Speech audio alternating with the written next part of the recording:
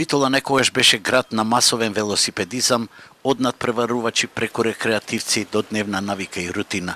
Меѓутоа неколку децении велосипедите се заборавени и берат прашина во подрумите, за да се создаде нова кампања со која ќе се поттикне и здравиот начин на живот. Велосипедскиот клуб 15 мај од Битола и Велосипедската федерација на Македонија денеска организираа велокрос во градскиот парк и шеталиштето со рекреативци и надпреварувачи. Се надевам дека овој тренд на зголемена активност на користење на велосипед ќе побуди многу обштествени сфери во однос на учесници во сообраќајот, во однос на побрз транспорт, во однос на екологија и сите едни подобри придобивки кои се нудат од практикувањето на возење на велосипед, ќе ги применуваме во што пошироки размери.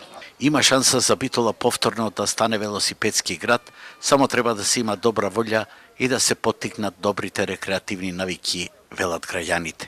Мислам дека не треба многу да се направи, има доста услови, само треба многу голема желба кај луѓето за да почне да биде помасовно велосипедизмот во Битола.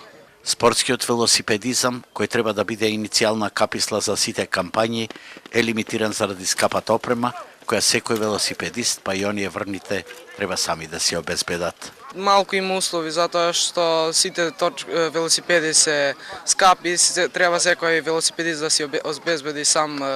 Условите се доста тешки, велосипедот е доста скап и секој се снаоѓа на свој начин.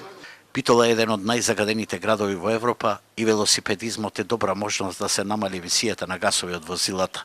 За жал, субвенциите за купување велосипеди од локалната власт како еколошка мерка беа искористени од само 173 апликанти и не побудија голем интерес кај битолчани.